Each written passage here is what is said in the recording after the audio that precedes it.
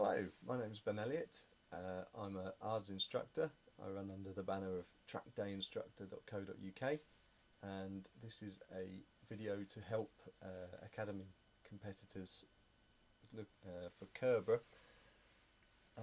That's the second sprint. You've done Aintree, a fast short sprint. Curborough, a much tighter technical course. So two screens set up here. Left hand side we've got the track, right hand side we've got an onboard video from a practice or training event that I did last year. Notice on the bottom left here, see my fingers waving around, I've got an inset camera so I can draw some lines on the paper here. So to start with, let's just run through the video of the lap of the sprint.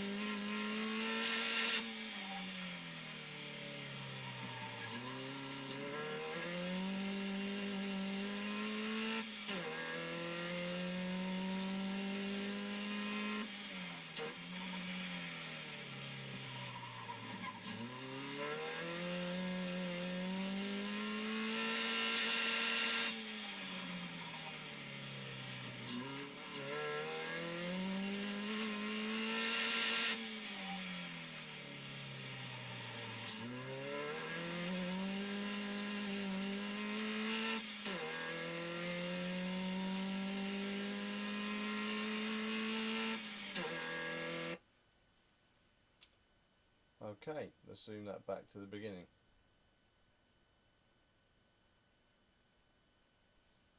So, first corner then, old paddock bend. I'll just see the screen on the left. So we've got a long corner, as you can see on the inset camera here, where this white line ends. You'll also see on the V-Box video some bollards on the inside. Now you have to stay on the right hand side because the left hand side is where you're going to be when you finish the lap. That's where you return down to the assembly area. Your apex is pretty simple. You want to get as close to this left hand cone as possible, the last cone, and then keeping the car nicely curved in and already starting to plan your approach to the first corner. As you can see from the video here, it's pretty blind. You can only really see the grass at the top of the hill, pretty much to where this cross is here. Notice, even as I'm coming up to the corner, I'm pulling a lot of cornering force, and that doesn't really change through the bend. Now you can see I'm pulling minus 0.27 G, so I'm off the throttle at that point, minus 0.5 as we come over the apex, or coming towards the apex. I'm breathing on the brake to try and tuck the nose in. Wind back slightly. This patch here, there are some bumps on it, and if you turn too late, particularly if you're right out on the outside here, you'll find that that bump makes the car want to spin. It's already pretty unsettled to here. You're taking the corner in third gear. Right from back here, you're trying to search for the apex. Basically, where the grass and the tarmac meet is where you should be looking, and ultimately that's where you're going to aim to put your front wheel.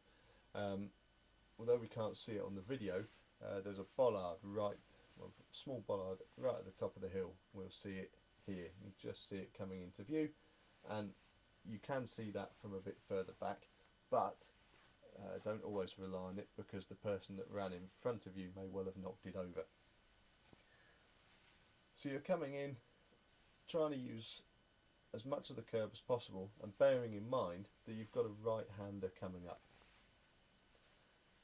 So you've got to keep the car reasonably well over to the left. You can see I'm actually using a little bit of this extra concrete runoff here. And you're coming at a reasonable speed through the next right-hander, still in third gear, and the road falls away downhill. It tends to promote some understeer in the car.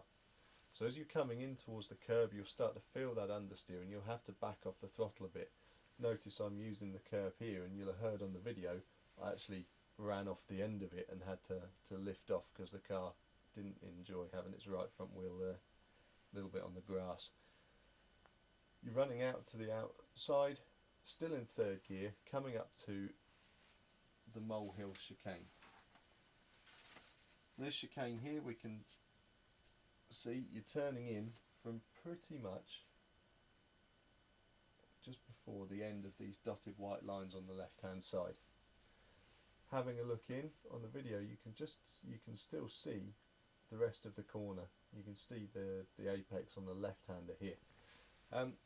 Because you've got a reasonably long braking zone, you're turning in with the power on and you're braking along your entry to the right hander. So following my finger here, you're braking in as straight a line as possible, trying to change down to second gear as well. Be careful on your downshift, because you're turning and braking at the same time. Your heel and toe will need to be good.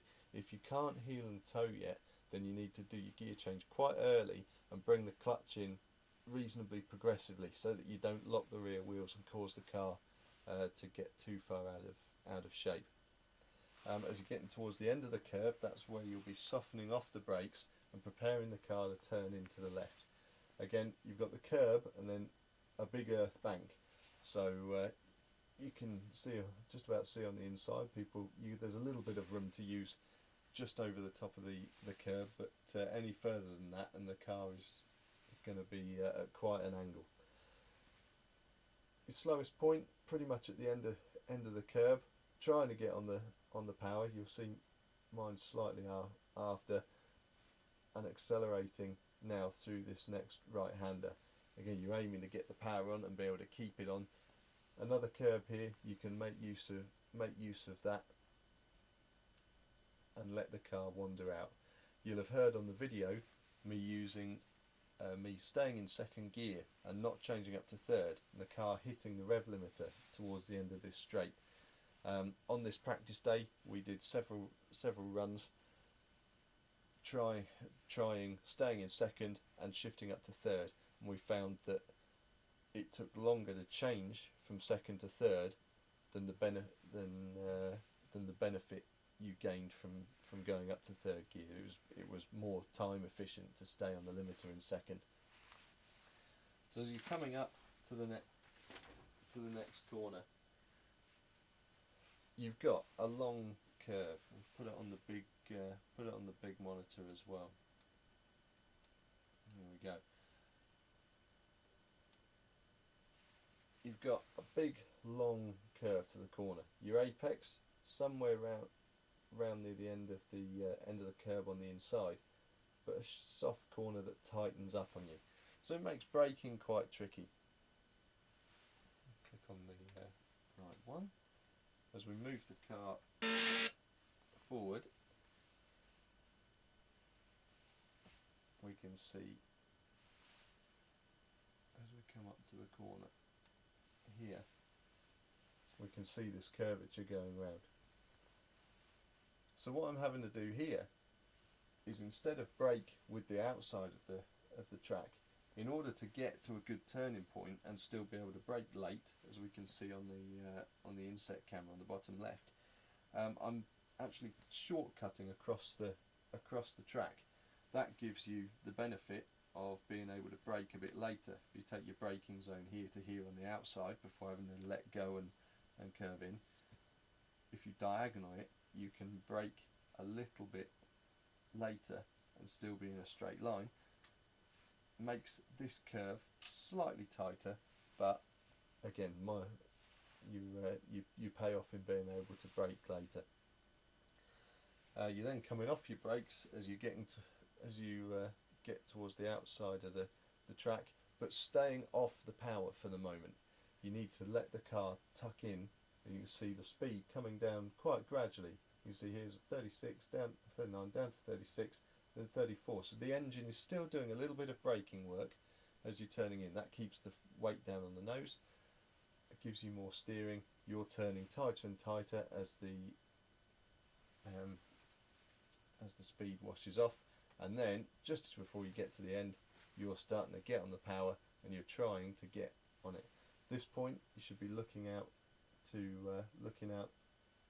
midway down the straight and trying to judge every last bit of road for the exit of the corner. As you come down the straight, you're searching for a reference point on the inside. Very, very difficult. Having looked at the YouTube videos from the actual sprints, they put some marker boards down here, and one of them seemed to correspond quite well with where you wanted to brake. But judging it from a visual perspective, you're trying to see just on the inside here. If you look on the inset camera, you can just about see the inside here. Get my finger in the right place, sorry. And you can just about see this, but it's very, very tricky. You can also see the top here. As you're braking, you're trying to brake hard and sharp, really get on the brakes hard, and now you can see the corner coming up on the inside. This point you might hear a clattering noise, clunking noise from the back of the car. If you've got that, that's your rear wheels locking up. You can still keep the brakes on, but the car won't be able to turn like that because the rear wheels are locking, and the clattering that you can hear is the shock going through the transmission. So you can set the car, you can put a tiny bit of steering lock on, but not any more than that. Whilst the clunking's happening, the car will spin. So you'll need to put a little bit of steering on, soften the brake until the clunking goes away, and then you'll be able to turn the car more into the corner. As we can see, the road goes downhill, so you want to keep the brake on. You can see I'm still pulling half a G halfway into the corner, and I found that turning a little bit early helped on this one. It helped you keep good grip around the corner.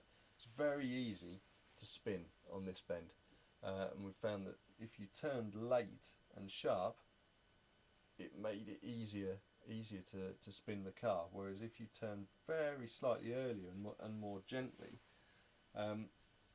you've got a lot of runoff on the outside the corner. So even if you outbraked yourself, providing you've not gone wild and going to end up in the field over here, you can run a little bit a little bit wide of the corner and go across onto the extra runoff here. As it is on this run, I've used about 3/4 of the road on the exit. You notice the speed is something like 30 miles an hour slower at this point on the track now than when we first did the run. So that means that the next corner will be a nice flat out kink, whereas before it was hold your breath, try not to lift, but in the end you needed to. But it also affects your braking point here. You can see the car hits the rev limiter, and you're coming into the molehill section a fair chunk slower. So you can brake a little bit later. On the first lap, it'll appear that you're braking pretty much as you hit the curb. On the second lap, it'll feel like you're about halfway down it. You'll be a bit earlier than that, but your perception in the cockpit will be that you'll be about halfway down. So yes, looking in, and then just to recap over the last corner, if you have a look, you can just see my helmet in the mirror here. See me looking across for the apex already. So your positioning in the road is done in your peripheral vision, and you're searching for your apex, so you know exactly where you're going to where you're going to end up, and then running through onto the back straight again. It gets quite close to the rev limit as you're coming up, but don't change to fourth on the straight. It ends up about here, you'll be thinking, oh, I'd like to change up, but actually, of course, the gear change could cost you time, and your finish line is this white line for us. So keep the car absolutely flat out until you're over that, and then you can start to ease off and you head over to the right, ease your speed, and gently bring the car round and back to the timekeepers. Right, I hope that's been useful. Any questions, please give me a call. You'll find my phone number on my website, or email me on info@trackday-instructor.co.uk. Thanks very much.